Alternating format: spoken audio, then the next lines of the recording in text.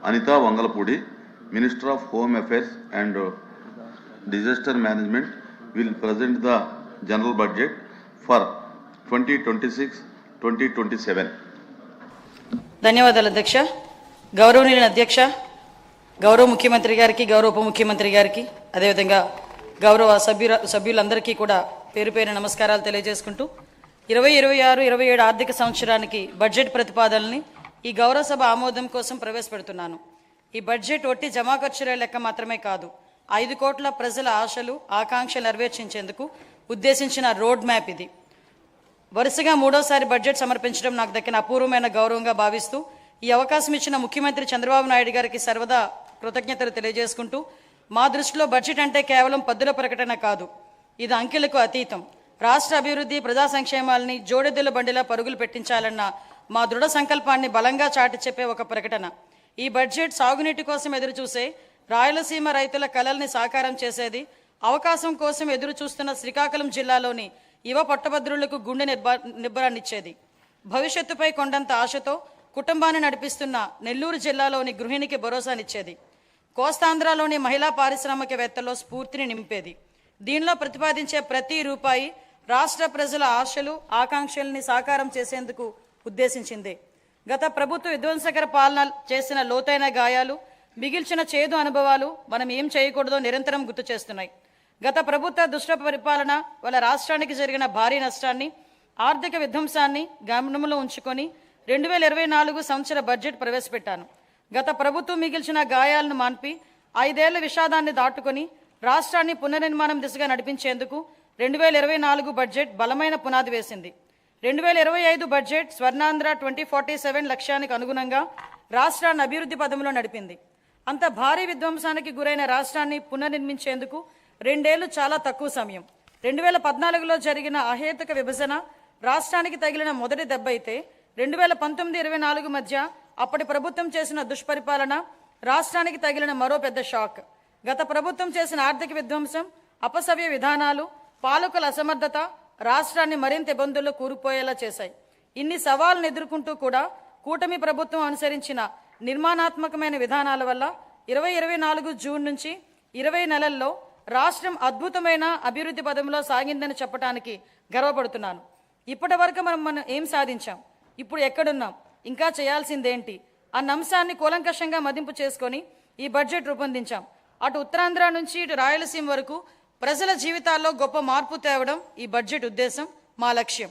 కేవలం కాగితాలపై కనిపించే వృద్ధి లెక్కలు కానే కాదు, అభివృద్ధి సంక్షేమ ఫలాలని క్షేత్రస్థాయిలోని ప్రజలకు అందేలా చేసి వారి జీవితాల్లో వెలుగులు చూడాలన్నదే మా తపన.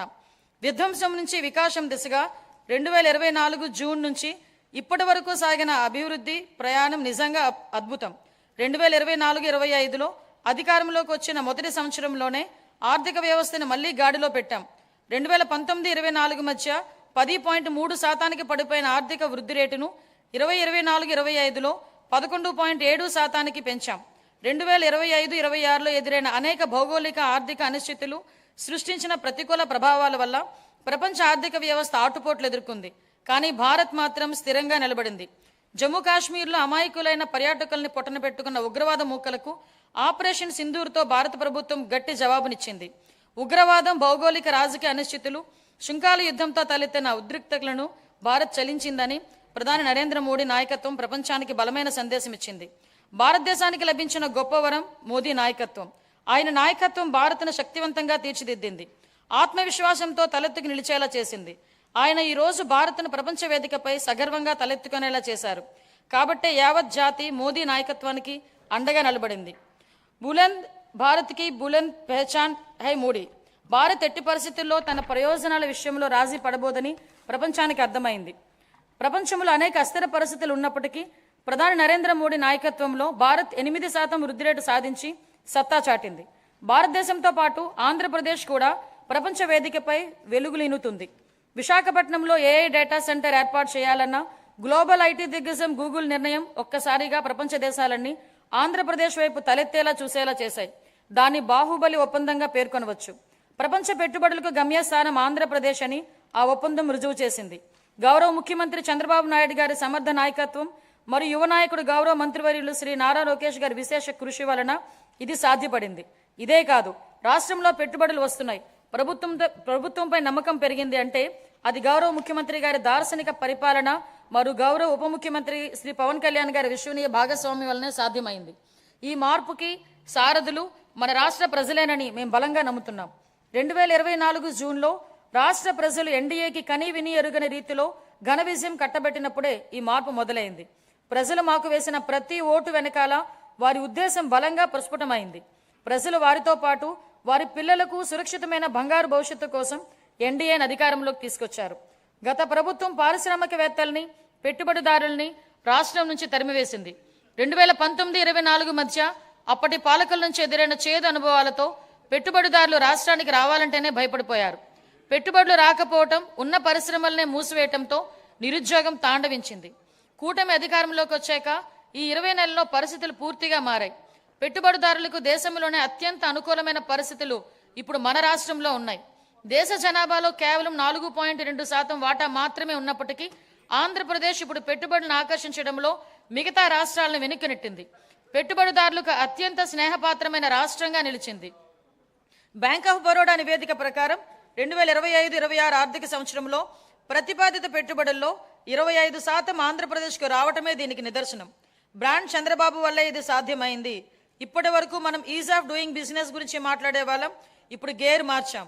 స్పీడ్ ఆఫ్ డూయింగ్ బిజినెస్ ఇప్పుడు మన నినాదం. గౌరవ ముఖ్యమంత్రి చంద్రబాబు నాయుడు గారి సమర్థ నాయకత్వం, దార్శనికత, ప్రభుత్వ సుస్థిర విధానాలు రాష్ట్రాన్ని విజన్ స్వర్ణాంధ్ర 2047 లక్ష్యం దిశగా వేగంగా నడిపిస్తున్నాయి. ఆంధ్రప్రదేశ్ భవిష్యత్తుని స్వర్ణమయం చేసే మహాక్రతువులో గౌరవ ముఖ్యమంత్రి చారిత్రాత్మక పాత్ర పోషిస్తున్నారు. తాను నాటిన చెట్ల నీడలో తానెప్పటికీ కూర్చోలేనని తెలిసినా భావి తరాల కోసం చెట్లు నాటే వ్యక్తే జీవితం యొక్క నిజమైన విలువలను అర్థం చేసుకున్నవాడు అన్న విశ్వకవి గురుదేవులు శ్రీ రవీంద్రనాథ్ ఠాగూర్ మాటల్ని ఇక్కడ నేను ఉటంకిస్తున్నా. గౌరవ ముఖ్యమంత్రి భావనకు అసలైన ప్రతిరూపం. ఆయన కేవలం దూరదృష్టి గల నాయకుడు మాత్రమే కాదు, దాన్ని సాకారం చేయగల దక్షత గల నాయకుడు. తన దార్శనికతో అమలు చేస్తున్న విధానాలు భావితరాలకు మేలు చేస్తాయన్న దృఢ విశ్వాసంతో వాటి సాధనకు అహర్నిశలు నిస్వార్థంగా కృషి చేస్తున్న గొప్ప నాయకుడు ఆయన. సమాజ క్షేమం కోసం 365 రోజులు అవిశ్రాంతంగా ఒక తపస్సులో ఆయన పనిచేస్తున్నారు. 1990వ దశకంలో ఆయన ఇన్ఫర్మేషన్ టెక్నాలజీ గురించి మాట్లాడినప్పుడు, దార్శనికతను అమల్లో పెట్టినప్పుడు దాని ఫలితం ఎలా ఉంటుందో చాలా మందికి అర్థం కాలేదు. కానీ అప్పటి యువత దాంతో ప్రయోజనం పొంది జీవితంలో పురోగమించడమే కాకుండా ప్రపంచవ్యాప్తంగా అవకాశాలన్నీ అందిపుచ్చుకొని సత్తా చాటారు. అప్పుడు ఆయన అమలు చేసిన సంస్కరణలు, తీసుకున్న విప్లవాత్మక నిర్ణయాలతో వెలిగించిన దీపం లక్షలాది మంది జీవితాల్లో వెలుగు నింపింది. నేడు ఆయన విజయగాథను ఆయనే పునరావృతం చేస్తున్నారు. కానీ ఇప్పుడు మరింత గొప్ప దూరదృష్టితో, మరింత సమున్నత లక్ష్యంతో కొత్త చరిత్రను లిఖించబోతున్నారు. భవిష్యత్తును అంచనా వేసేందుకు ఉత్తమ మార్గం దాన్ని సృష్టించడమే అన్న సూక్తిని బలంగా నమ్మే వ్యక్తి గౌరవ ముఖ్యమంత్రి. Deep tech, AI, quantum computing వంటి ఆధునిక టెక్నాలజీలు, ప్రతి కుటుంబం నుంచి ఒక ఎంటర్ప్రినర్ వంటి విధానాలు కేంద్రంగా ఆయన ఇప్పుడు రాష్ట్రాన్ని సరికొత్త శకంలోకి నడిపిస్తున్నారు. ఆయన మార్గదర్శకత్వంలో ఏపీ వెల్త్ ఫండ్ ప్రారంభించబోతున్నాం. రాబోయే రోజుల్లో అది నార్వే, అబుదాబి సావరిన్ వెల్త్ ఫండ్లా విస్తృతమై మొత్తం రాష్ట్రాన్ని నడిపించడానికి సరిపోవచ్చు. నాతో సహా ఈనాటి సమాజానికి దాని ప్రాముఖ్యత అర్థం కాకపోవచ్చు.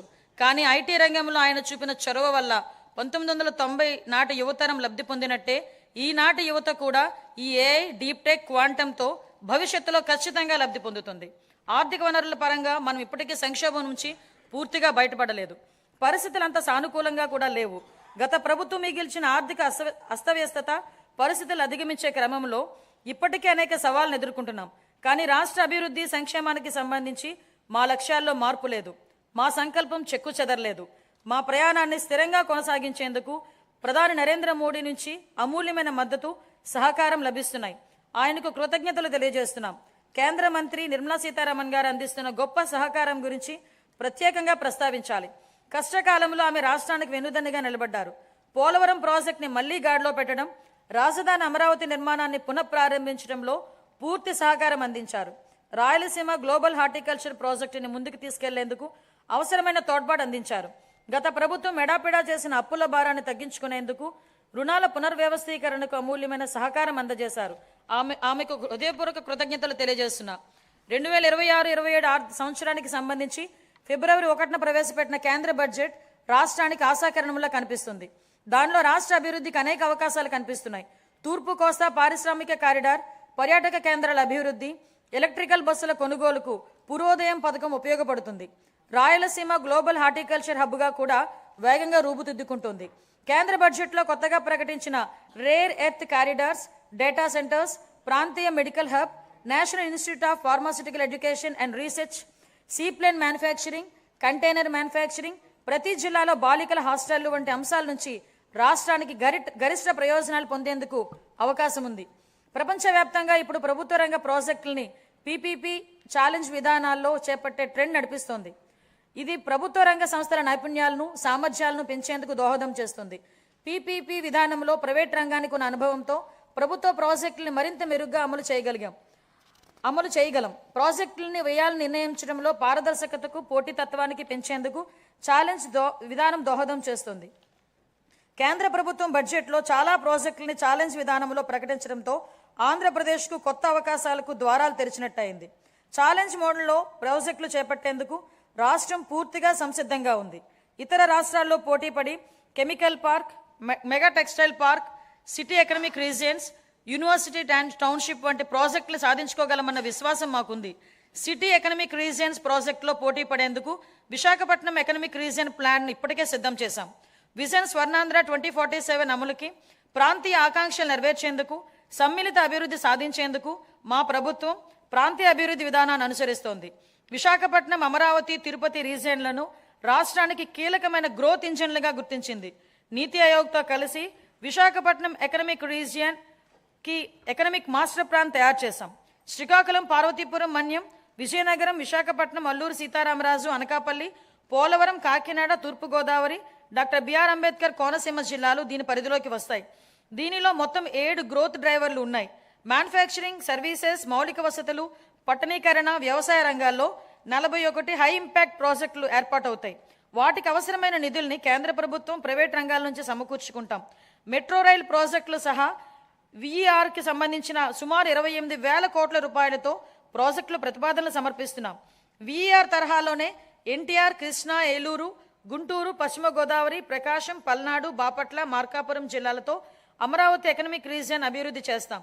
ఈ ప్రాంత సమగ్ర అభివృద్ధికి దోహదం చేసే వనరులు, గ్రోత్ ఇంజన్లు, బలాల్ని గుర్తించేందుకు శాస్త్రీయ పద్ధతిలో సామాజిక ఆర్థిక అధ్యయనం నిర్వహిస్తాం. సూక్ష్మ సేద్యం ప్రాధాన్యతను గుర్తించి 1990లోనే ఆ కాన్సెప్ట్ని దేశానికి తీసుకొచ్చిన మొదటి ముఖ్యమంత్రి గౌరవ చంద్రబాబు నాయుడు గారు. ఇప్పుడు ఆయన రాయలసీమ రీజియన్ని గ్లోబల్ హార్టికల్చర్ హబ్గా మార్చి అక్కడి రైతుల జీవితాల్లో సమూల మార్పులు తెచ్చేందుకు కంకణం కట్టుకున్నారు. రాయలసీమ ఇంటిగ్రేటెడ్ డెవలప్మెంట్ ప్లాన్ని సిద్ధం చేయించారు. దానిలో భాగంగా 2030 నాటికి ఉద్యాన పంటల విస్తీర్ణాన్ని 8.41 లక్షల హెక్టార్ల నుంచి 14.41 లక్షల హెక్టార్లకు పెంచబోతున్నాం. సాగునీరు, సూక్ష్మ సేద్యం ప్రాజెక్టుల ద్వారా నీటి ఎద్దడి అనేది లేకుండా చేస్తాం. ప్రపంచ మార్కెట్లతో అనుసంధానానికి రోడ్లు కనెక్టివిటీ పెంచుతాం. అనంతపురం, అన్నమయ్య, చిత్తూరు, కర్నూలు, నంద్యాల, ప్రకాశం, మార్కాపూర్, శ్రీ సత్యసాయి, తిరుపతి, వైఎస్ఆర్ కడప జిల్లాలోని 303 మండలాల పరిధిలో 200కి పైగా క్లస్టర్లను ఏర్పాటు చేస్తాం. Product perfection, forward and backward integration మొత్తం వాల్యూ చైన్లో ప్రపంచవ్యాప్తంగా ఉన్న అత్యుత్తమ విధానాలను అమలు చేయడం వంటివి ప్రణాళికలో భాగం. ఈ ప్రాజెక్టు వల్ల ఉత్పాదక గణనీయంగా పెరుగుతుంది. ఉద్యాన ఉత్పత్తులకు మంచి ధర లభిస్తుంది. లక్షల మంది రైతులకు లబ్ధి చేకూరుతుంది. వ్యవసాయేతర రంగాల్లో ప్రత్యక్షంగా 9 లక్షల ఉద్యోగాలు లభిస్తాయి. రాయలసీమపై వెనుకబడిన ప్రాంతం అన్న ముద్ర తొలగిపోతుంది. ఇకపై రాయలసీమ పేరు చెబితే మిగులు అన్న మాట తప్ప కొరత అన్న మాట వినబడదు. ఈ ప్రాజెక్టుకి సంబంధించి 30,000 కోట్ల రూపాయలతో ప్రతిపాదనలు సమర్పిస్తున్నాం. అప్పుల గురించి మాట్లాడుతున్న ప్రతిపక్ష మిత్రులకు ఒక విషయం గుర్తు చేయదలుచుకున్నాను. మాకు 9.74 లక్షల కోట్ల రూపాయల అప్పులు మిగిల్చి వెళ్ళింది మీ ప్రభుత్వమే. మీరు చేసిన అప్పులు తీర్చడానికి మేము మళ్ళీ అప్పులు చేయాల్సిన పరిస్థితి తలెత్తింది. ఈ రోజు మేము అప్పుగా తెస్తున్న ప్రతి రూపాయి ఉత్పాదక వ్యయంలోకే వెళ్తుంది. అది రైతులు, మహిళలు, విద్యార్థులు, వృద్ధుల చేతుల్లోకి వెళుతుంది. గత ప్రభుత్వ నిర్వాహకాల వల్ల సకాలంలో జీతాలు కూడా వెళ్ళని దుస్థితి నుంచి ఇప్పుడు మా ప్రభుత్వం సమర్థ పాలనా విధానాలతో ఆర్థిక సుస్థిరత దిశగా అడుగులు వేస్తుంది. ఖర్చులు తగ్గించుకొని, వనరులు పెంచుకొని ఆర్థిక స్థిరత్వం దిశగా ప్రయాణిస్తుంది. సంక్షోభంలో ఉన్న రాష్ట్రాన్ని ఆకాంక్షల సాకారం దిశగా నడిపిస్తున్నాం. మా అభివృద్ధి వ్యూహంలో అత్యంత కీలకమైన సాగునీటి రంగానికి బడ్జెట్ అధిక ప్రాధాన్యతనిస్తుంది. మనం నిల్వ చేసే ప్రతి నీటి బొట్టు, పునరుద్ధరించే ప్రతి కాలువ, సాగునీరు అందించే ప్రతి ఎకరం ప్రజల జీవితాల్ని మారుస్తాయని బలంగా విశ్వసించే ప్రభుత్వం మాది. వాతావరణ మార్పులు, వర్షపాతంలో అనూహ్యమైన హెచ్చుతగ్గులు వంటివి ఋతుపవనాలపై పూర్తిగా భరోసాగా ఉండలేని పరిస్థితులు కల్పిస్తున్నాయి. అందుకే నీటి నిల్వ, సమర్థ పంపిణీపై ఎక్కువ దృష్టి పెట్టాం. కేవలం ప్రాజెక్టులు కడితే సరిపోదు. భవిష్యత్తు తరాలకు దీర్ఘకాలిక నీటి భద్రతను కల్పించేలా మన విధానాలు ఉండాలన్నది మా లక్ష్యం. గత ప్రభుత్వం ప్రజల నిజమైన అవసరాలను అర్థం చేసుకోలేదు. బిల్లులు చెల్లించకపోవటం, అధ్వాన నిర్వహణ వల్ల సాగునీటి ప్రాజెక్టులు ఎక్కడొక్కడే నిలిచిపోయాయి. రాయలసీమ, ఉత్తరాంధ్ర ప్రాంతాలు సాగునీటి ప్రాజెక్టుల కోసం ఆశగా ఎదురు చూస్తూనే ఉన్నాయి. గత ప్రభుత్వం ప్రాజెక్టుల రొటీన్ నిర్వహణ, డ్యాంల భద్రతను కూడా గాలికి వదిలేసింది. అన్నమయ్య డ్యాం కొట్టుకుపోవడం వల్ల జరిగిన విధ్వంసాన్ని, ప్రాణ నష్టాన్ని ఎలా మర్చిపోగలం? గత ప్రభుత్వ నిర్లక్ష్యం వల్లే పోలవరం డ్యాం డయాఫ్రమ్ వాల్ కొట్టుకుపోయింది. జలవనరులు కరువు రహిత రాష్ట్రంగా ఆంధ్రప్రదేశ్. ప్రతి నీటి చుక్క నిల్వ చేయుట, ప్రతి కాలువ పునరుద్ధరించుట, ప్రతి ఎకరా స్థిరీకరించుట ద్వారా ప్రజల జీవితాల్లో సమూల మార్పులు తీసుకురావచ్చని గుర్తించి ప్రస్తుత బడ్జెట్లో నీటిపారుదలను ఆర్థిక వృద్ధి కొరకు ఒక వ్యూహంగా గుర్తించడమైనది. వాతావరణ మార్పులు మరియు అనిశ్చిత వర్షపాత నేపథ్యంలో కేవలం వర్షాధారంపై ఆధారపడటం సాధ్యం కాదు. నిల్వ సామర్థ్యం పెంపొందించడం మరియు సమర్థవంతమైన పంపిణీ వ్యవస్థలను బలోపేతం చేయడం ద్వారా స్థిరత్వాన్ని సాధించాల్సిన అవసరం ఉంది. మా సాగునీటి విధానం కేవలం ప్రాజెక్టుల నిర్మాణానికే పరిమితం కాదు. ఇది భవిష్యత్ తరాలకు దీర్ఘకాలిక జలభద్రతను కలిగించే దిశగా రూపుదిద్దుకుంది. దురదృష్టవశాత్తు గత ప్రభుత్వం రైతుల నిజమైన అవసరాలను సరిగా గ్రహించలేదు. కాంట్రాక్టర్ల బిల్లులు కూడా నిర్వహణ మరియు పనుల నిర్లక్ష్యం చేయటం వల్ల అనేక సాగునీటి ప్రాజెక్టులు నిలిచిపోయాయి. ఫలితంగా రాయలసీమ మరియు ఉత్తరాంధ్ర జిల్లాల రైతులు స్థిరీకరించిన ఆయకట్టుకు దూరమైపోయారు. సాధారణ నిర్వహణ, ఆస్తుల సంరక్షణ, ఆనకట్టల భద్రత వంటి అంశాలు కూడా పక్కన పెట్టబడ్డాయి. అన్నమయ్య ఆనకట్ట విరగటం మరియు పోలవరం ప్రాజెక్టు డయాఫ్రమ్ గోడకు జరిగిన నష్టం కారణంగా జరిగిన కల్లోలం మనం మరువలేనిది. అది గత ప్రభుత్వ నిర్లక్ష్యానికి స్పష్టమైన నిదర్శనాలు. సంకల్పం ఉన్న చోట సాధనకు మార్గం ఉంటుంది. 2 తెలుగు రాష్ట్రాల సాగునీటి వ్యవస్థలపై సమగ్ర అవగాహన కలిగిన గౌరవ ముఖ్యమంత్రి గారు మన రాష్ట్రానికి లభించడం మన అదృష్టం. పట్టిసీమ వంటి పథకాలను ఆయన సక్రమంగా ప్రణాళిక చేసి అమలు చేయడం ద్వారా రాష్ట్రంలో పలు ప్రాంతాలకు జలభద్రతను కల్పించారు. అదేవిధంగా హెచ్ఎన్ఎస్ఎస్ ప్రాజెక్టును కేవలం 100 రోజుల్లో ప్రారంభించి వేగంగా పూర్తి చేసి రైతులకు నీరు అందించేలా చేయటం ఆయన సంకల్ప బలం కీలక పాత్ర పోషించింది. ఏవిఆర్ హంద్రీనీవా ద్వారా తొలిసారిగా సుమారు 45 టీఎంసీల కృష్ణా జలాలను విజయవంతంగా ఎత్తిపోతల చేసి రాయలసీమలో నీటి లభ్యతను గణనీయంగా మెరుగుపరిచాం. పోలవరం ప్రాజెక్టు విషయంలో పెండింగ్లో ఉన్న 5,000 కోట్ల బిల్లులను చెల్లించి పనులను వేగవంతం చేశాం. డయాఫ్రమ్ గోడ నిర్మాణం ఇప్పటికే 91% పూర్తయింది. మొత్తం ప్రాజెక్టు పురోగతి 60% దాటింది. వెలుగొండ ప్రాజెక్ట్, బీఆర్ఆర్ వంశధార దశ 2, అలాగే వంశధార నాగావళి మరియు నాగావళి చంపావతి నదుల అనుసంధాన పనుల్లో సమాంతరంగా గణనీయమైన పురోగతి సాధించబడింది. అదే సమయంలో రాష్ట్ర వ్యాప్తంగా విస్తృత స్థాయిలో చేపట్టిన ఆపరేషన్ అండ్ మెయింటెనెన్స్, ఎస్డిఎంఎఫ్ మరియు ఎఫ్డిఆర్ పనులు సాగునీటి వ్యవస్థలను స్థిరీకరిస్తున్నాయి. 5 ఏళ్ల విరామం అనంతరం మొత్తం 6,047 నీటి వినియోగదారుల సంఘాలను ప్రజాస్వామ్య పద్ధతిలో పునరుద్ధరించడం ద్వారా సాగునీటి నిర్వహణలో రైతుల భాగస్వామ్యాన్ని మళ్లీ బలోపేతం చేశాం. ఇక ముందు బీఆర్ఆర్ వంశధార దశ 2, ఏవిఆర్ హంద్రీనీవా, పూల సుబ్బయ్య, వెలుగొండ మరియు పోలవరం ప్రాజెక్టులను పూర్తి చేయడానికి మా ప్రభుత్వం కట్టుబడి ఉంది. రాయలసీమను శాశ్వతంగా కరువు రహిత ప్రాంతంగా మార్చడానికి పోలవరం, నల్లమల సాగర్ అనుసంధానంపై మేము చురుగ్గా దృష్టి సారించాం. రాయలసీమను గ్లోబల్ హార్టికల్చర్ హబ్, ప్రపంచ స్థాయి ఉద్యానవన కేంద్రంగా తీర్చిదిద్దే ప్రణాళికలో సాగునీటి సరఫరా ఒక కీలకమైన భాగం. 2026-27 ఆర్థిక సంవత్సరానికి గాను జల వనరుల శాఖకు 18,224 కోట్ల రూపాయల కేటాయింపును ప్రతిపాదిస్తున్నాను. వ్యవసాయం, పశుసంవర్ధక, ఉద్యానవనం, మత్స్య సహకార రంగాలు. వ్యవసాయం గాడి తప్పితే మిగతా ఏ రంగానికి సక్రమంగా నడిచే అవకాశమే ఉండదు. ఎంఎస్ స్వామినాథన్ వ్యాఖ్యలు.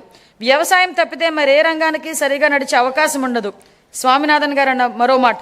రైతులే సమాజానికి మూల స్తంభాలు. వారు పండించే ఆహారమే ప్రతి కుటుంబానికి మూలాధారం. అందువల్ల రైతుల సంక్షేమమే మా ప్రభుత్వానికి అత్యంత ప్రాధాన్యం. అన్నదాత సుఖీభవ, పిఎం కిసాన్ పథకం ద్వారా 2025-26 ఆర్థిక సంవత్సరంలో 46.86 లక్షల రైతుల కుటుంబాలకు 20,000 రూపాయల చొప్పున పెంచిన ఆర్థిక సహాయాన్ని అందిస్తూ మొత్తం 6,660 కోట్లను విడుదల చేశాము. కొత్తగా అమలు చేసిన GST 2.0 సంస్కరణల ద్వారా వ్యవసాయ మరియు అనుబంధ రంగాలకు సంబంధించిన ఉత్పత్తులు మరియు పరికరాలు, ట్రాక్టర్లపై పన్నుభారం గణనీయంగా తగ్గించబడింది. దీనివల్ల రైతులకు ప్రత్యక్షంగా లాభం చేకూరింది. పశు సంపదకు పొంచి ఉన్న ఆరోగ్యపరమైన ప్రమాదాలను తగ్గించే దిశగా పశు బీమా పథకం అమలుకు మేము నిరంతరం ప్రాధాన్యత ఇస్తున్నాం. పశు వైద్య సేవలను మరింత బలోపేతం చేయడానికి కొత్త పశు వైద్య భవనాల నిర్మాణానికి 20 కోట్లను కేటాయిస్తూ మౌలిక వసతులను విస్తరిస్తున్నాం. అలాగే గత బడ్జెట్లో ప్రత్యేకంగా ప్రస్తావించకపోయినా మా ప్రభుత్వ సంకల్పం ఎంత స్పష్టమో దానికి నిదర్శనం మత్స్యకార సేవలో పథకం అమలు. ఈ పథకం ద్వారా ఆర్థిక సహాయాన్ని 10,000 నుంచి 20,000కు పెంచాము. దీని ద్వారా 1.2 లక్షల మత్స్యకార కుటుంబాలు లాభం పొందుతున్నాయి. ధరల స్థిరీకరణ నిధి. గత ప్రభుత్వం ధరల స్థిరీకరణ నిధికి భారీగా కేటాయింపులు చేసినప్పటికీ వాటిని సమర్థవంతంగా వినియోగించలేదు. 2019-24 మధ్య కాలంలో ధరల స్థిరీకరణ నిధికి 7,500 కోట్లను బడ్జెట్లో కేటాయించినప్పటికీ 5 ఏళ్ల కాలంలో కేవలం 880 కోట్ల రూపాయలను మాత్రమే ఖర్చు చేశారు. అవసరమైన సందర్భాల్లో ప్రభుత్వం ఎంత వేగంగా స్పందించాలనే దానికి మా ప్రభుత్వం ఉదాహరణగా నిలిచింది.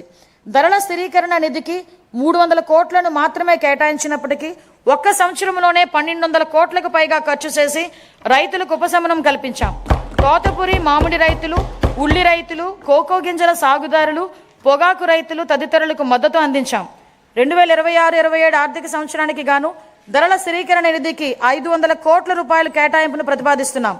సహకార రంగం. పదవీ బాధ్యతలు స్వీకరించినప్పటి నుండి సహకార రంగాన్ని పునరుద్ధరించేందుకు మా ప్రభుత్వం కట్టుబడి పనిచేస్తుంది. ఆప్కాబ్, DCCBలు, PACSలతో కూడిన 3 అంచెల సహకార వ్యవస్థను బలోపేతం చేయడం ద్వారా గ్రామీణ ఆర్థిక వ్యవస్థకు మరింత బలం చేకూర్చాం.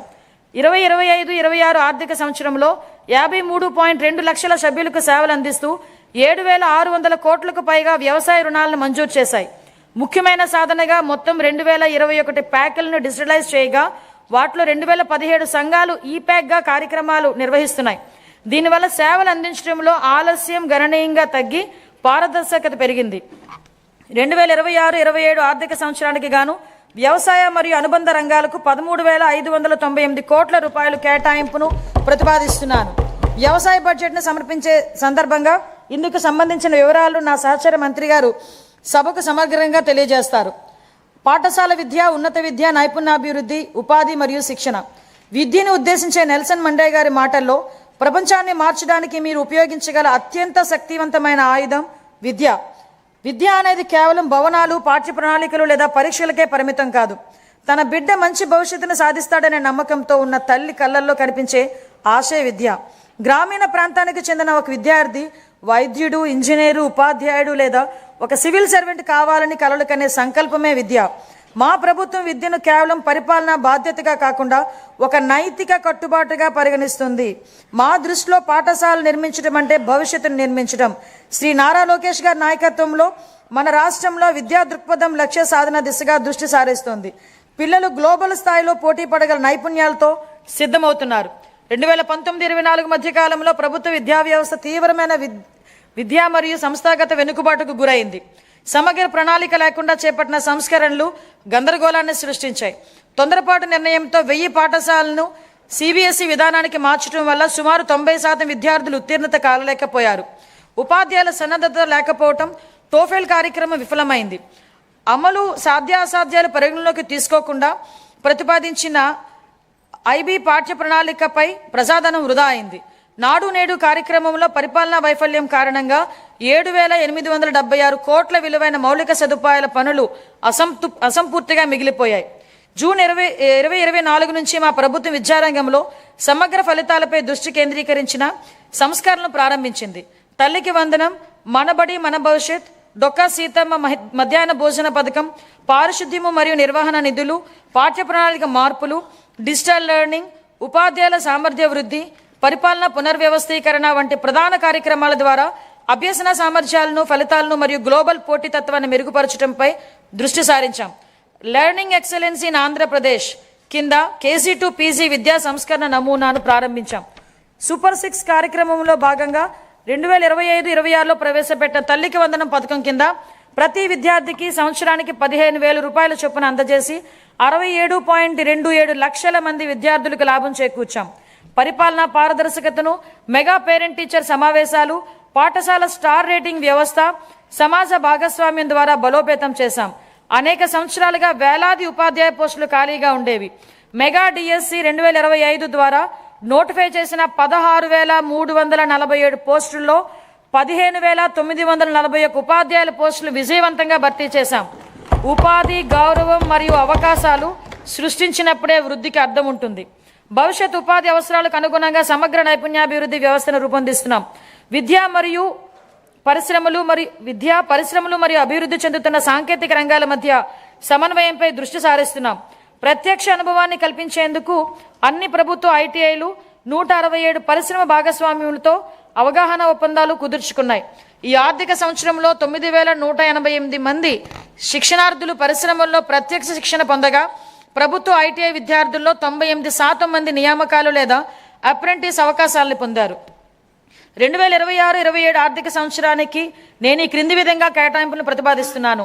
పాఠశాల విద్యాశాఖకు 32,308 కోట్లు, అందులో ప్రజా పాఠశాలల మౌలిక వసతుల సమగ్ర అభివృద్ధికి 1,500 కోట్లు, ఉన్నత విద్యాశాఖకు 2,567 కోట్లు, నైపుణ్యాభివృద్ధి మరియు శిక్షణ శాఖకు 1,232 కోట్ల రూపాయలు ప్రతిపాదిస్తున్నాను.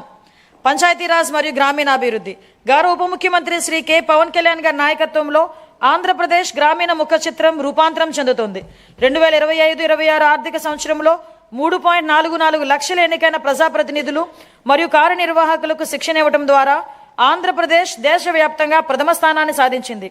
15 ఆగస్టు 2019 నుంచి 2024-25 వరకు అమల్లో ఉన్న జల్ జీవన్ మిషన్ కింద గత ప్రభుత్వం మొత్తం 26,824 కోట్ల ప్రాజెక్ట్ వ్యయంలో కేంద్ర భాగస్వామ్యంగా లభించిన నిధులలో కేవలం 2,255 కోట్లను మాత్రమే వినియోగించింది.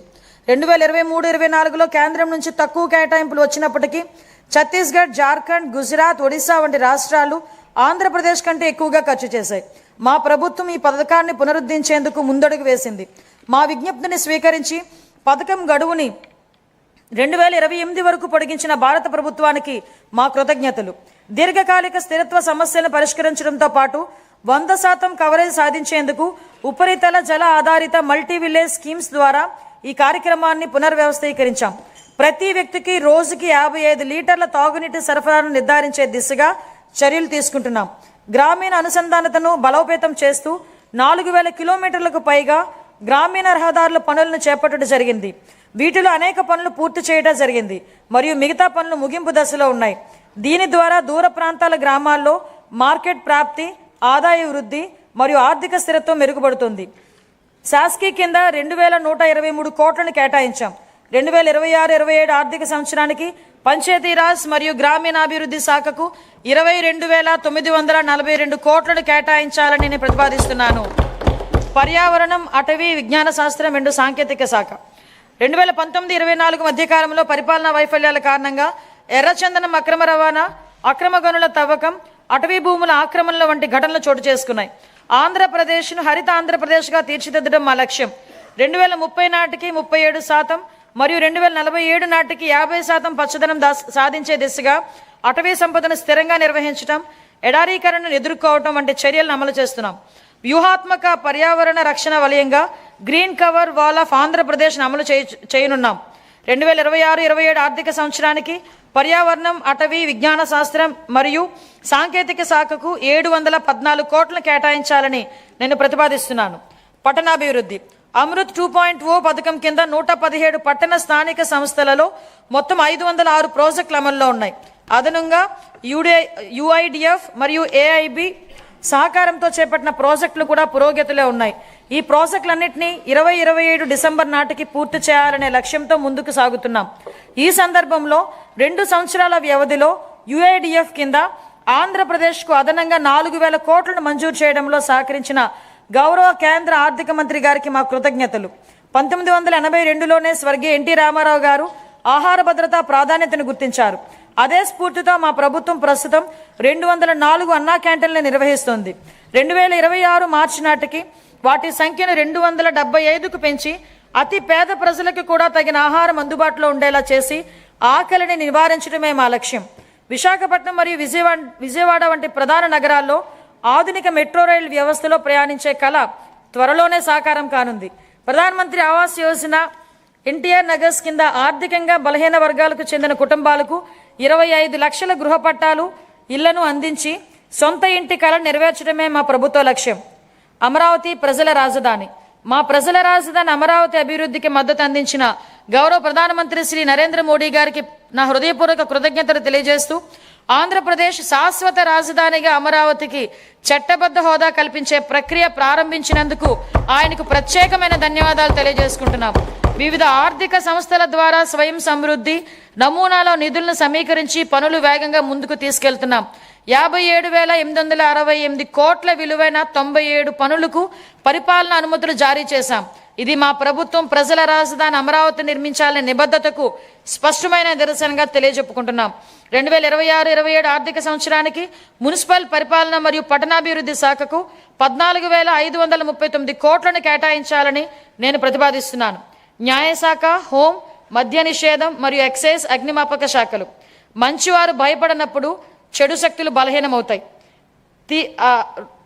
తీవ్ర వాతావరణ పరిస్థితుల్లోనూ, పండుగల సమయంలోనూ, అత్యవసరాలు, విపత్తులు, ప్రజా కార్యక్రమాల సమయంలోనూ వ్యక్తిగత అవసరాలను పక్కన పెట్టి రాత్రింబగళ్ళు కర్తవ్యాన్ని నిర్వహించేది మన పోలీస్ దళమే. కాకి యూనిఫామ్ గౌరవం మరియు హుందాతనాన్ని భుజాన మోస్తూ ఏదైనా ఆపద వస్తే మొదటిగా స్పందించేది వారే. వారి సేవాభావం, త్యాగ స్ఫూర్తిని మా ప్రభుత్వం అత్యంత గౌరవంగా భావిస్తుంది. గత పాలనలో దెబ్బతిన్న పోలీస్ వ్యవస్థ గౌరవాన్ని పునరుద్ధరించేందుకు మా ప్రభుత్వం కట్టుబడి ఉంది. గౌరవ ముఖ్యమంత్రి గారి హామీ మేరకు శాంతి భద్రతల యంత్రాంగాన్ని సమూలంగా మార్చడానికి ఈ క్రింది ఆధునికీకరణ మరియు సంక్షేమ చర్యలు తీసుకుంటున్నాం.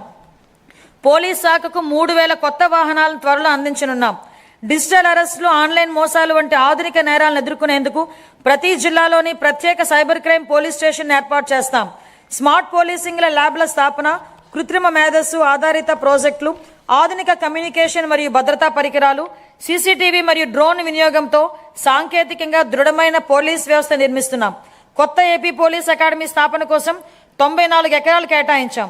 నిర్మాణ పనుల ప్రారంభానికి ఈ సంవత్సరంలోనే 15 కోట్ల రూపాయలని కేటాయింపును ప్రతిపాదిస్తున్నాం.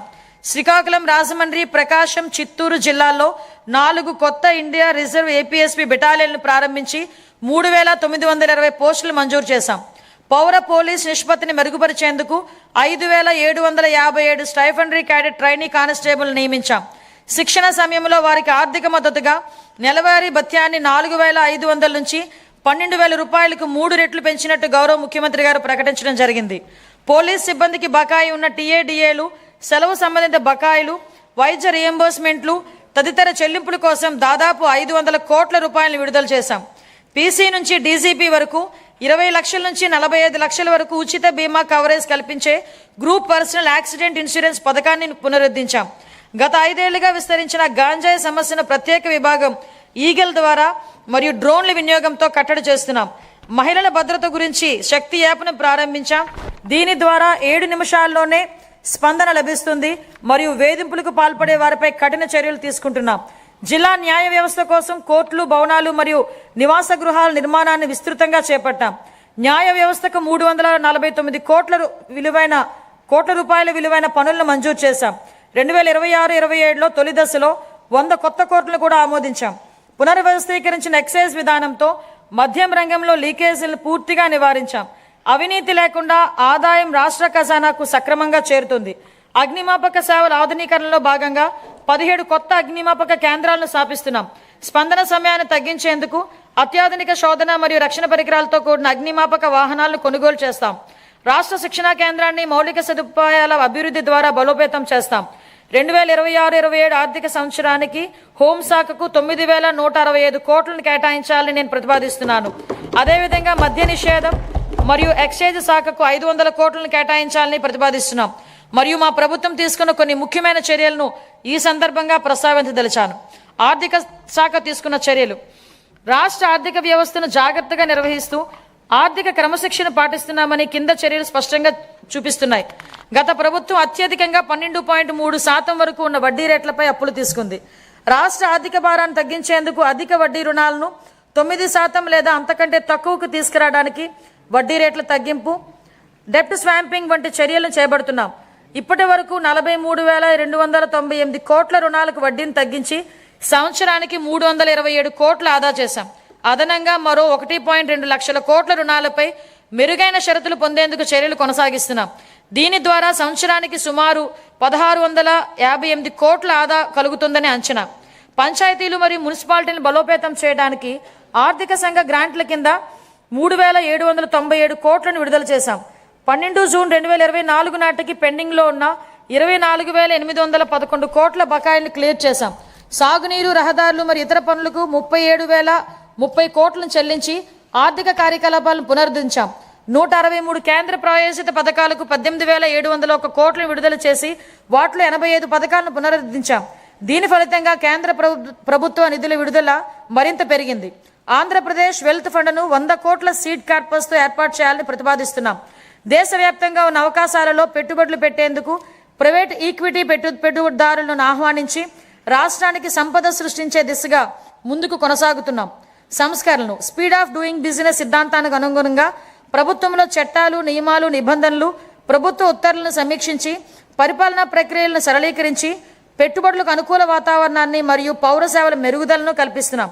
ఇదే దిశలో ప్రభుత్వ రంగ సంస్థలను పునరుద్ధరించి వాటి ఖాతాలు మరియు ఆడిట్ వ్యవస్థను క్రమబద్ధీకరించి లాభదాయకంగా మార్చేందుకు చర్యలు తీసుకుంటున్నాం. కేంద్ర ప్రభుత్వ విధానానికి అనుగుణంగా రాష్ట్ర పబ్లిక్ సెక్టార్ల సంస్థలు టీఆర్ఈడిఎస్ డిజిటల్ ప్లాట్ఫామ్ ద్వారా బిల్ డిస్కౌంటింగ్ విధానాన్ని అనుసరిస్తాయి. శాస్కీ కింద 2025-26లో 12 ఫిబ్రవరి 2026 నాటికి ఆంధ్రప్రదేశ్ 6,544 కోట్లను పొందింది. మార్చి 31 నాటికి మరో 1,438 కోట్లు అందుకోనుంది. ఇది 2023-24లో పొందిన 4,090 కోట్లతో పోలిస్తే దాదాపు రెట్టింపు. దేశంలో తొలిసారిగా రీఇమాజినింగ్ పబ్లిక్ ఫైనాన్స్ సమ్మిట్ను నవంబర్ 2025లో విశాఖపట్నంలో నిర్వహించాం. ఈ సమ్మిట్లో ఇతర రాష్ట్ర ప్రభుత్వాలు మరియు జాతీయ అంతర్జాతీయ ఆర్థిక సంస్థల ప్రతినిధులు పాల్గొన్నారు. 2 రోజుల చర్యల ఫలితంగా ఏపీ లాజిస్టిక్ కార్పొరేషన్ స్థాపనకు దారితీసింది. అలాగే పబ్లిక్ సెక్టార్లో వినూత్న ఆర్థిక నమూనాల ద్వారా ప్రైవేట్ పెట్టుబడులను ఆకర్షించే మార్గాలు ఏర్పడ్డాయి. భవిష్యత్ విధానాలు జూన్ 2024 నుంచి రాష్ట్రాన్ని ప్రపంచ స్థాయి పోటీతత్వంతో ముందుకు తీసుకెళ్లేందుకు 26 పునర్వ్యవస్థీకరించిన విధానాలను ప్రవేశపెట్టాం. వాటిలో ముఖ్యమైనవి ఆంధ్రప్రదేశ్ పారిశ్రామిక అభివృద్ధి విధానం 4.0, ఆంధ్రప్రదేశ్ ఎంఎస్ఎంఈ పారిశ్రామికవేత్తల అభివృద్ధి విధానం 4.0, ఆంధ్రప్రదేశ్ సమగ్ర స్వచ్ఛ ఇంధన విధానం, ఆంధ్రప్రదేశ్ ఆవిష్కరణ మరియు స్టార్టప్ విధానం, ఆంధ్రప్రదేశ్ పర్యాటక విధానం. ఈ విధానాలు ఆంధ్రప్రదేశ్ని పెట్టుబడులకు అనుకూలమైన, స్థిరమైన మరియు సమగ్ర అభివృద్ధి సాధించే రాష్ట్రంగా తీర్చిదిద్దే దిశగా ముందుకు తీసుకెళ్తాయి. పరిశ్రమలు, మౌలిక సదుపాయాలు మరియు పెట్టుబడులు, సమాచార సాంకేతికం, ఎలక్ట్రానిక్స్ మరియు కమ్యూనికేషన్స్, ఆవిష్కరణలు మరియు భవిష్యత్ సంసిద్ధత. నేడు కృషి చేసిన వారిదే రేపటి భవిష్యత్, నేటి పెట్టుబడే రేపటి ఉపాధి అని మేము విశ్వసిస్తున్నాం. ఊహాత్మక ప్రణాళికలు మరియు నిరంతర సంస్కరణల ద్వారా ఆంధ్రప్రదేశ్ను పరిశ్రమలు మరియు ఆవిష్కరణలకు అగ్రగామిగా, గమ్యస్థానంగా నిలబెట్టేందుకు కట్టుబడి ఉన్నాం. 2019-24 మధ్యకాలంలో పారిశ్రామిక అభివృద్ధి పూర్తిగా దెబ్బతింది. అయితే మా ప్రభుత్వ అచంచల కృషితో కేవలం 18 నెలల్లో బ్రాండ్ ఆంధ్రాను పునరుద్ధరించాం. జూన్ 2024 నుండి 9.68 లక్షల కోట్ల విలువైన 1.19 లక్షల పెట్టుబడి ప్రతిపాదనలు ఆమోదించబడి 5.41 లక్షల ఉద్యోగ అవకాశాల సృష్టికి మార్గం సుగమమైంది. మా విజన్ ప్రపంచంతో పోటీ, స్థానికంగా చేయూత. ఇటీవల నిర్వహించిన గ్లోబల్ పార్ట్నర్షిప్ సమ్మిట్ 2025లో 13.25 లక్షల కోట్లకు పైగా పెట్టుబడి ఒప్పందాలు కుదిరాయి. 16.13 లక్షల ఉద్యోగ అవకాశాల సామర్థ్యంతో 600 MOAలు సంతకం చేయబడ్డాయి. ప్రస్తుతం దేశంలో అతిపెద్ద సింగిల్ FDI పెట్టుబడిని ఆకర్షించిన రాష్ట్రంగా ఆంధ్రప్రదేశ్ గురించి ప్రపంచం మాట్లాడుతుంది. గట్టి అంతర్జాతీయ, జాతీయ పోటీ మధ్య విశాఖపట్నంలో గూగుల్ సంస్థతో $15 బిలియన్ అంటే సుమారుగా 1.35 లక్షల కోట్ల విలువైన AI ఆధారిత డేటా సెంటర్ స్థాపనకు ఒప్పందం కుదుర్చుకున్నాం. గౌరవ IT మంత్రి నారా లోకేష్ గారు బ్రాండ్ చంద్రబాబుని సమర్థవంతంగా వినియోగించి ఈ చారిత్రాత్మక ఒప్పందాన్ని సాధించారు. ఆయనను ఆంధ్రప్రదేశ్ చీఫ్ జాబ్ క్రియేటర్గా కొనియాడటం సముచితం. అదనంగా అనకాపల్లిలో సమగ్ర ఉక్కు కర్మాగారం, నక్కపల్లిలో బల్క్ డ్రగ్ పార్క్, సమగ్ర సౌర సెల్ ప్రాజెక్ట్, 500 CBG ప్లాంట్లు, కాకినాడలో గ్రీన్ అల్యూమినియం ప్రాజెక్ట్, ఓర్వకల్లో సెమీ కండక్టర్ యూనిట్ వంటి ప్రముఖ పెట్టుబడులు ఆకర్షించగలిగాం. ప్రతి అసెంబ్లీ నియోజకవర్గంలో ఒకటి చొప్పున 175 ఎంఎస్ఎంఈ పార్కులు మరియు కృష్ణపట్నం, ఓర్వకల్, కొప్పర్తి పారిశ్రామిక నోడ్లు అభివృద్ధి చెందుతున్నాయి. రామాయపట్నం 75%, మూలపేట 65%, మచిలీపట్నం 50%, కాకినాడ ఎస్సీజెడ్ పోర్టు 32% వంటి కొత్త పోర్టుల ప్రాజెక్టులు వేగవంతంగా పురోగమిస్తున్నాయి. 1523 కోట్లతో ఫేజ్ 1 మత్స్యకార హార్బర్ ఆధునికీకరణ పనులు ముగింపు దశలో ఉన్నాయి.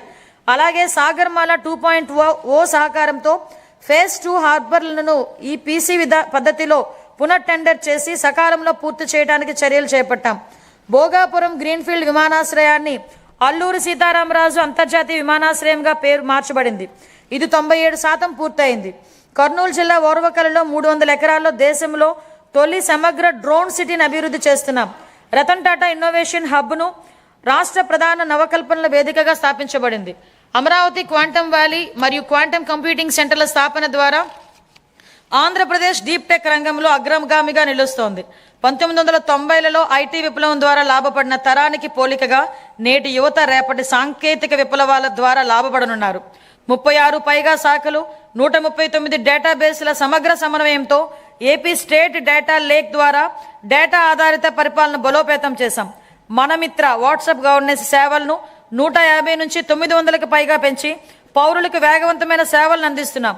దీని ద్వారా పౌరుల ప్రభుత్వ కార్యాలయాల భౌతిక సందర్శన గణనీయంగా తగ్గడమే కాకుండా నిర్ధారించిన సమయంలో సేవలను పొందగలుగుతున్నారు. ఏప్రిల్ 1, 2026 నుంచి చేనేత కార్మికులకు నెలకు 200 యూనిట్లు, పవర్లూమ్ కార్మికులకు 500 యూనిట్ల వరకు ఉచిత విద్యుత్ అందించనున్నాము.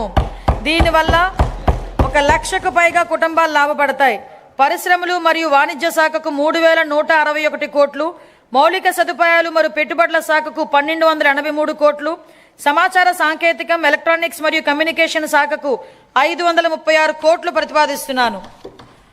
పౌర సరఫరాలు దీపం 2.0 కింద 1.08 కోట్ల మహిళలకు సంవత్సరానికి 3 ఉచిత ఎల్పీజీ సిలిండర్లు అందిస్తూ 2897 కోట్లను వారి ఖాతాల్లో జమ చేశాం.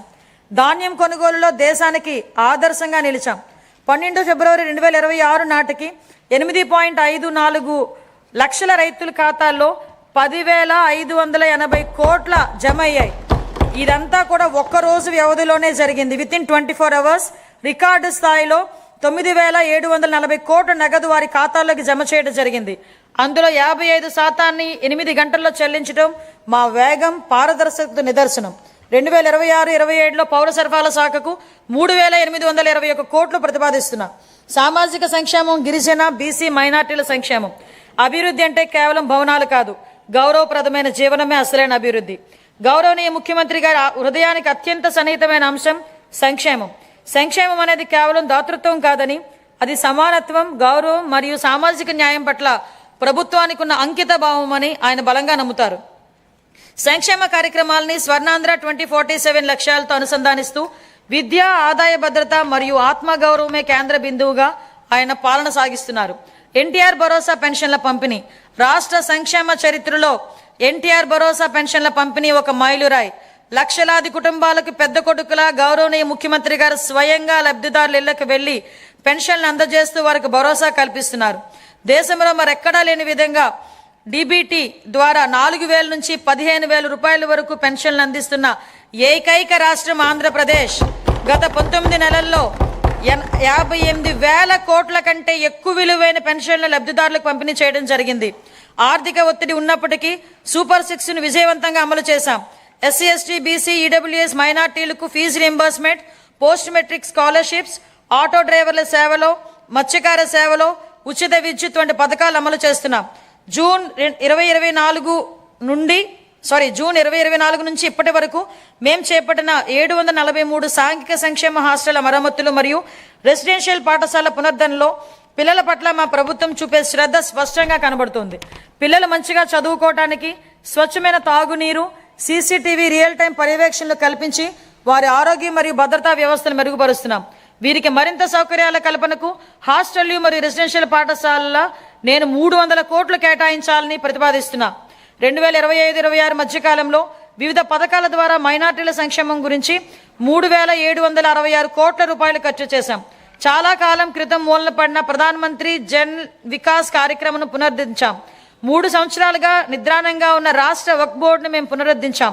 మైనార్టీలకు ఆర్థిక సహాయంలో భాగంగా ఇమాములకు గౌరవ వేతనం 10,000 రూపాయలు, మౌజములకు 5,000 రూపాయలు, పాస్టర్లకు 5,000 రూపాయలు మరియు చదువులో వెనుకబడిన విద్యార్థుల ఎంట్రన్స్ కోచింగ్ వంటి కార్యక్రమాల ద్వారా మా ప్రభుత్వం రాష్ట్ర వ్యాప్తంగా మైనార్టీ వర్గాల విద్యా పురోగతి, ఆర్థిక సాధికారత మరియు సామాజిక అంశాలపై దృష్టి సారించింది. ఉన్నత విద్య మరియు వృత్తి విద్యను అభ్యసించే బీసీ విద్యార్థులకు పూర్తి ట్యూషన్ ఫీజు రియంబర్స్మెంట్, అలాగే పోస్ట్ మెట్రిక్ విద్యార్థులకు నిర్వహణ భత్యం ఇవ్వబడుతుంది. మేము కలిగిత కార్మికులకు మద్యం దుకాణాల్లో 10% రిజర్వేషన్లు కల్పించాం. నాయి బ్రాహ్మణుల సెలూన్లకు ఉచిత విద్యుత్తులను నెలకు 200 యూనిట్లు పెంచాం. వడ్డెర కులస్తులకు మైనింగ్ లీజుల్లో 15% రిజర్వేషన్లు మరియు సీనరేజ్ ఛార్జెస్ పై 50% సబ్సిడీని కల్పించాం. మహిళా సంక్షేమం. డాక్టర్ బిఆర్ అంబేద్కర్ గారు ఇలా అన్నారు, ఒక సమాజం యొక్క పురోగతిని మహిళలు సాధించిన పురోగతి స్థాయి ద్వారా నేను కొలుస్తాను. స్వర్గీయ ఎన్టీ రామారావు గారు మహిళలకు ఆస్తిలో సమాన వాటా కల్పించగా మా ప్రభుత్వం ఉద్యోగాలు మరియు విద్యా సంస్థల్లో మహిళలకి 33% రిజర్వేషన్లు అమలు చేసింది.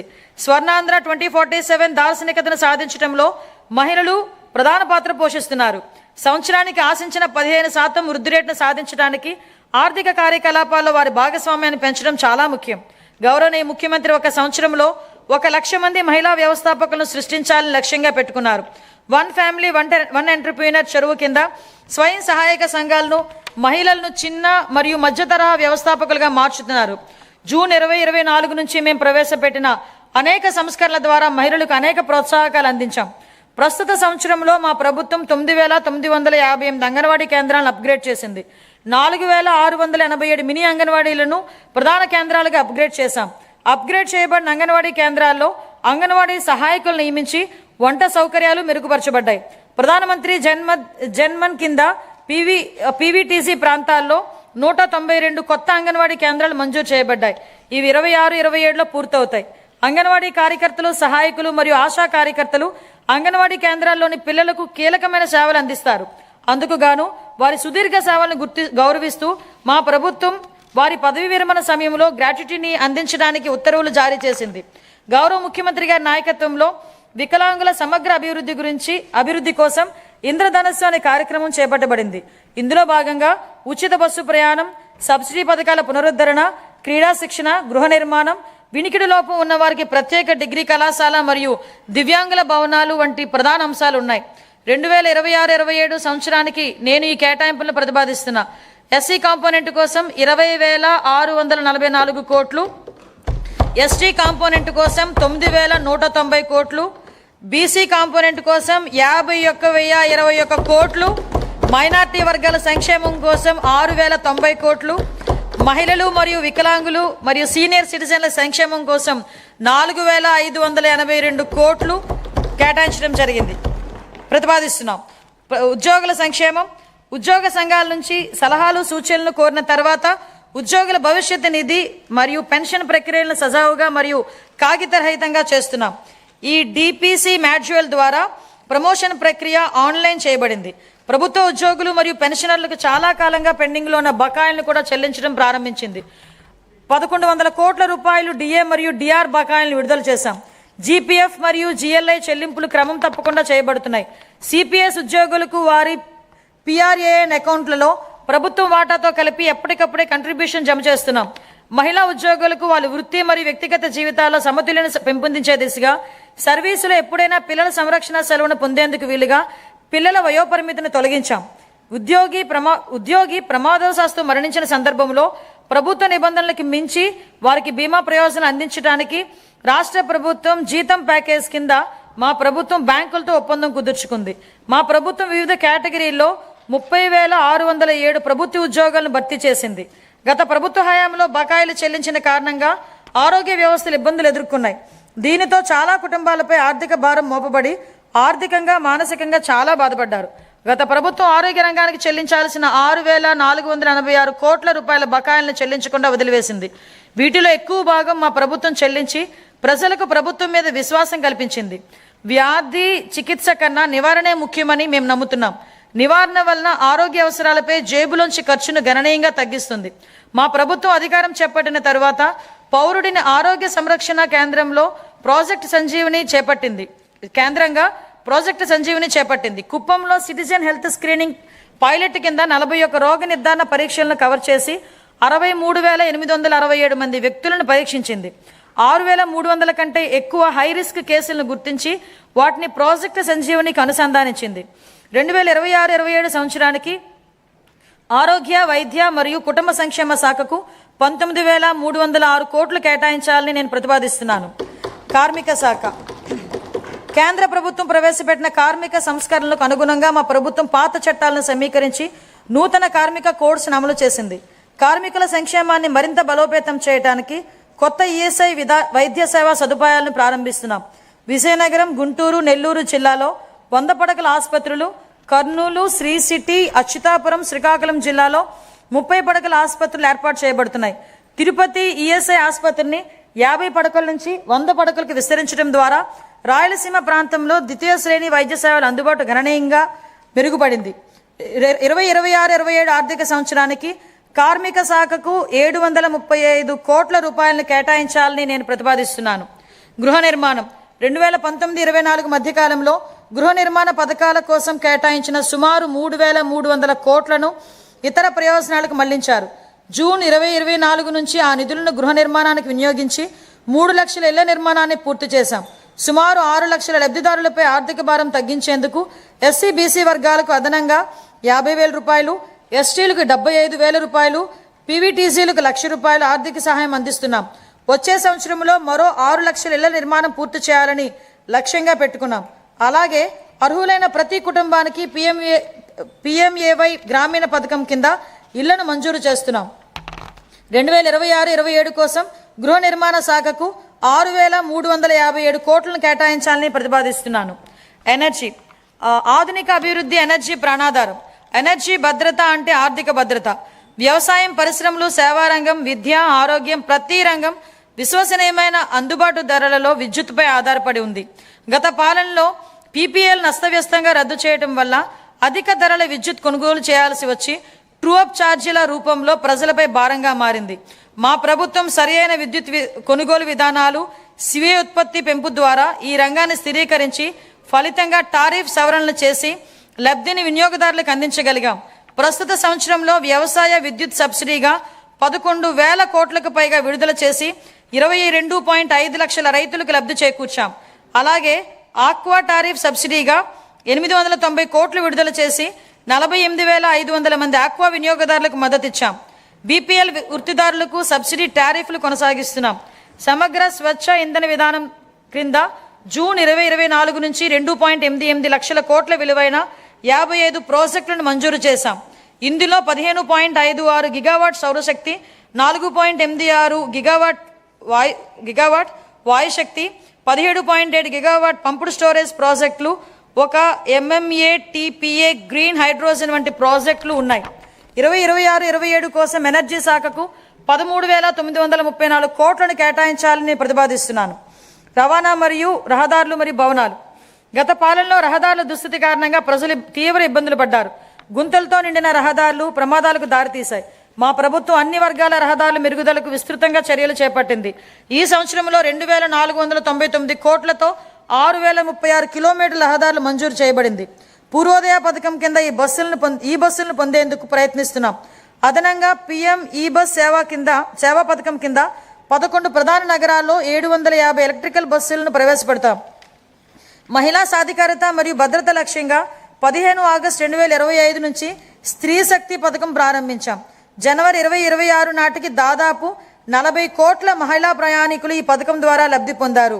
2026-27లో MDRలు మరియు రాష్ట్ర రహదారులపై లక్షిత పునరుద్ధరణ ద్వారా గుంతల రహిత రహదారు నిర్ధారిస్తాం. ట్రాఫిక్ నియంత్రణ చర్యలు, భద్రతా ఆడిట్లు, CCTV కెమెరాలు, IRASTE సాంకేతిక జోక్యాల ద్వారా రోడ్డు భద్రతను బలోపేతం చేస్తాం. రవాణా రహదారులు మరియు భవనాల శాఖకు 9,856 కోట్లను కేటాయించాలని ప్రతిపాదిస్తున్నాను. గనులు మరియు భూగర్భ శాఖ. గత పాలనలో గనుల రంగం వ్యక్తిగత లాభాల కోసం వినియోగించబడింది. మా ప్రభుత్వం పౌర కేంద్రిత ఖనిజ పాలనకు ప్రాధాన్యమిస్తూ జూలై 2024లో ఉచిత ఇసుక విధానాన్ని ప్రవేశపెట్టింది. కేవలం ఆపరేషనల్ ఖర్చులు మాత్రమే వసూలు చేస్తూ ఇసుక అందుబాటును నిర్ధారిస్తున్నాం. ఉచిత ఇసుక విధానం ఉన్నప్పటికీ డిజిటల్ పర్యవేక్షణ, అనుసరణ సంస్కరణల ద్వారా ఈ సంవత్సరం గనుల ఆదాయం 33% వృద్ధి సాధించింది. యువజన అభివృద్ధి, క్రీడలు, పర్యాటకం మరియు సంస్కృతి. ఏపీ పర్యాటక విధానం 2024-29 ద్వారా పరిశ్రమ హోదా, మూలధన సబ్సిడీ, SGST రీఎంబర్స్మెంట్లు, స్టాంప్ డ్యూటీ మినహాయింపులు, పారదర్శక భూ కేటాయింపులతో ప్రగతిశీల విధానాన్ని అమలు చేస్తున్నాం. ఏపీ పర్యాటక భూ కేటాయింపు విధానం 2025 ద్వారా గణనీయంగా ప్రైవేటు భాగస్వామ్యాన్ని క్యారవాన్ టూరిజం మరియు హోమ్ స్టే రంగాల్లో ఆకర్షించడమైంది. 117 MOL ద్వారా 20,088 కోట్ల పెట్టుబడులు ఆకర్షించి 122,637 ఉద్యోగ అవకాశాలు సృష్టించాం. 6,681 కోట్ల విలువైన ప్రాజెక్టులు అమలులో ఉన్నాయి. రాష్ట్ర విభజన తర్వాత గరిష్టంగా 428 కోట్ల కేంద్ర పర్యాటక గ్రాంట్ లభించింది. సూర్యలంక, అఖండ గోదావరి, గండికోట, సింహాచలం, బొర్రా గుహలు, అహోబిలం, నాగార్జున సాగర్ వంటి ప్రాంతాల్లో మౌలిక సదుపాయాల అభివృద్ధి జరుగుతోంది. రాష్ట్రం 7 ప్రాధాన్య కేంద్రాలు మరియు 25కి పైగా థిమాటిక్ సర్క్యూట్లతో కూడిన బహుముఖ పర్యాటక గ్రిడ్ను అభివృద్ధి చేసింది. సంవత్సరానికి 60కి పైగా ఉత్సవాల నిర్వహణ ద్వారా సాంస్కృతిక పర్యాటకాన్ని ఉత్తేజపరిచి ఆంధ్రప్రదేశ్ను భారతదేశంలోనే అభివృద్ధి చెందుతున్న అనుభవాల రాజధానిగా స్థాపిస్తోంది. తిరుపతిని ప్రపంచ స్థాయి పర్యాటక గమ్యస్థానంగా తీర్చిదిద్దేందుకు కేంద్ర ప్రభుత్వంలో సమన్వయం చేస్తూ మౌలిక సదుపాయాలను బలోపేతం చేస్తామని మీకు తెలియజేయటకు నేను సంతోషిస్తున్నాను. ఈ కార్యక్రమంలో భాగంగా ప్రపంచ స్థాయి పర్యాటక వసతులతో పాటు హోటళ్లతో పాటు వినోద ప్రదేశాలు ఏర్పాటు చేయబడును. గోదావరి పుష్కరాల సందర్భంగా యాత్రికులకు భద్రతతో కూడిన ఆధ్యాత్మిక అనుభవం కల్పించేందుకు సమగ్ర ఏర్పాట్లు చేస్తున్నాం. దీనికి ప్రారంభంగా 60 కోట్ల రూపాయలు కేటాయించాలని ప్రతిపాదిస్తున్నాం. 2026-27 కోసం యువజనాభివృద్ధి, పర్యాటకం మరియు సంస్కృతి శాఖకు 439 కోట్లను కేటాయించాలని నేను ప్రతిపాదిస్తున్నాను. ఖాతాలు 2024-25. ఆంధ్రప్రదేశ్ రాష్ట్రానికి సంబంధించిన ఆర్థిక లెక్కలను కంట్రోలర్ అండ్ ఆడిటర్ జనరల్ పరిధిలోని అకౌంటెంట్ జనరల్ కార్యాలయం వారు ఖరారు చేసిన ప్రకారం 2024-25 ఆర్థిక సంవత్సరానికి ఆదాయ లోటు 60,285 కోట్లు, ఆర్థిక లోటు 81,362 కోట్లుగా నమోదయ్యాయి. ఇవి రాష్ట్ర స్థూల దేశీయోత్పత్తిలో వరుసగా 3.79% మరియు 5.11% ఉన్నాయి. సవరించిన అంచనాలు 2025-26. 2025-26 ఆర్థిక సంవత్సరానికి సవరించిన అంచనాల ప్రకారం రెవెన్యూ వ్యయం 2,38,021 కోట్ల రూపాయలు కాగా మూలధన వ్యయం 39,498 కోట్ల రూపాయలు. రెవెన్యూ లోటు సుమారు 41,118 కోట్ల రూపాయలు కాగా ఇదే కాలానికి ద్రవ్య లోటు సుమారు 80,567 కోట్ల రూపాయలుగా ఉంది. ఇది రాష్ట్ర స్థూల దేశీయోత్పత్తిలో వరుసగా 2.33% మరియు 4.57% ఉన్నాయి. బడ్జెట్ అంచనాలు 26-27. 2026-27 ఆర్థిక సంవత్సరానికి మొత్తం 3,32,205 కోట్ల వ్యయాన్ని ప్రతిపాదిస్తున్నాను. అందులో ఆదాయ వ్యయం 2,56,143 కోట్లు, మూలధన వ్యయం 53,915 కోట్లు కాగా 15 కోట్లుగా అంచనా వేయబడింది. ఆదాయ లోటు సుమారు 22,002 కోట్లు కాగా ఆర్థిక లోటు సుమారు 75,868 కోట్లుగా ఉండవచ్చని అంచనా. ఇవి రాష్ట్ర స్థూల దేశీయోత్పత్తిలో వరుసగా 1.88% మరియు 3.84% ఉండనున్నాయి. ఈరోజు మనం ఎంచుకున్న మార్గాలే రేపటి మన భవిష్యత్తు నిర్ణయిస్తాయి. ఈ స్ఫూర్తికి బడ్జెట్ అద్దం పడుతుంది. ఇది కేవలం మన రాష్ట్రాన్ని రేపటి కోసం సిద్ధం చేసేందుకు ఉద్దేశించింది మాత్రమే కాదు, భవిష్యత్తు తరానికి మేలుబాటులు పరిచే బడ్జెట్. ఇది ఆకాంక్షల్ని, బాధ్యతల్ని సమతుల్యం చేస్తుంది. ఈ బడ్జెట్ కేవలం వృద్ధి లెక్కలు చెప్పేది మాత్రమే కాదు, ఇది రాష్ట్ర భవిష్యత్ ఆర్థిక గమనాన్ని, లక్ష్యాన్ని బలంగా చాటు చెప్తుంది.